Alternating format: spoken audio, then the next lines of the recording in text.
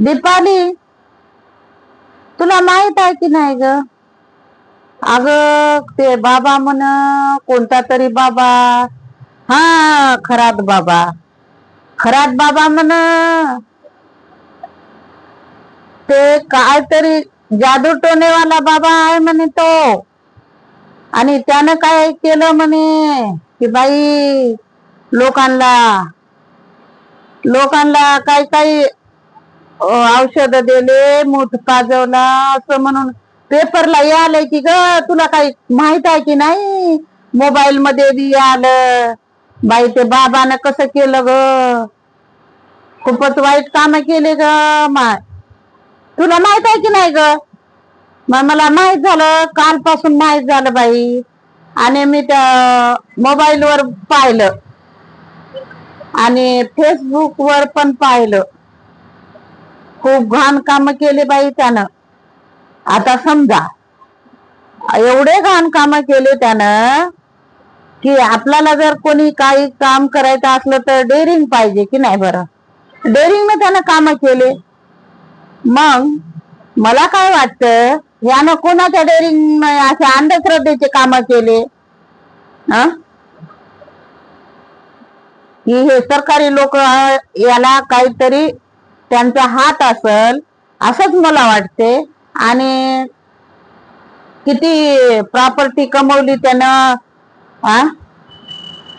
आणि आणि me by, काय काय लोक असं म्हणाले की बाया कशाला गेल्या त्याच्याकड, का बायाच्या घरी आला का त्यानं.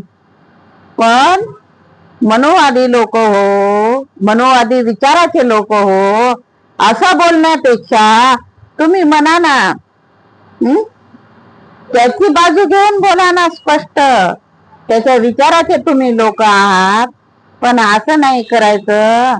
त्या बाया काहीतरी अंधश्रद्धेमुळे आलेल्या असतील, काहीतरी भोंदू बाबा काहीतरी त्यांचं दुःख निवारण करल म्हणून आल्या असतील, की काही असं मूठ पाजवायचं, काही वाईट काम करायसाठी त्यांना आलेला आहे. त्या बाया आल्या असतील, कोणीतरी गरिबीमुळं आशेमुळं काहीतरी झाला असेल, तो विषय नाही. कोणीतरी कुणाकडे यावं लागते, जावं लागते, माणूस धर्म आहे, ठीक आहे. पण मला काय म्हणायचं आहे, तुम्ही असं बोलाल्या ना, त्याचा कैवार घेऊन किंवा त्याची बाजू घेऊन. शिवाजी महाराज, रयतेचा राजा शिवाजी महाराज, त्यांनी लढाई करून औरंगजेबाची सून आणली होती खजिन्यामध्ये, माहित आहे का तुम्हाला? ते सून खजिन्यात आल्यानं शिवाजी महाराज काय म्हणले माहित आहे? किती सुंदर वाक्य बोलले त्यांनी. अशीच माझी जर आई असती तर मी सुंदर जन्मलो असतो. अरे मनोवादी लोकांनो, तुम्ही मोठ्या थोर पुरुषाचे विचार डोक्यात घेऊन बोला ना. अरे कोणी कुणाकडे जाते म्हणजे काय? असं अंधश्रद्धेत माणसाला लूटमार करायचे आणि वाईट काम करण्यासाठी तुम्ही प्रोत्साहन देता का? असं नाही बोलायचं. शिवाजी महाराजाचं उदाहरण घ्या, डॉक्टर बाबासाहेब आंबेडकरांचं उदाहरण घ्या. महिलांच्या अधिकारासाठी त्यांनी राजीनामा दिला. असे थोर पुरुषांचे विचार तुम्ही जर घेऊन राहिला तर तुम्हाला अशी जेलमध्ये जाण्याची पाळी येत नाही. आणि वाईट काम जर तुम्ही केल्या, अंधश्रद्धा जर तुम्ही प्रोत्साहन देत असाल तर आखरीला तुम्हालाही ती पाळी येईन की.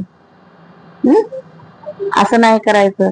आणि मला काय वाटते की जे जे माणसं त्यांना कार्यकर्ते हो की राजकारणी हो, त्यांच्या सोबत ज्यांची लिंक आहे त्यांचं प्रॉपर्टी जप्त करा. म्हणजे त्यांना कशी वेळ येईल ते पहा. त्यांच्या बायका मुलीला मग कुठं जायची वेळ येते ते पहा. असं कुणाला काही बोलून चालणार नाही मित्र हो. मनोवादी मित्र हो, आम्ही मित्र म्हणत नाही बरं का, तुम्हाला चुकून बोलाले मी ते. तर मनोवादी विचारांचे लोक असं बोलू नका तुम्ही.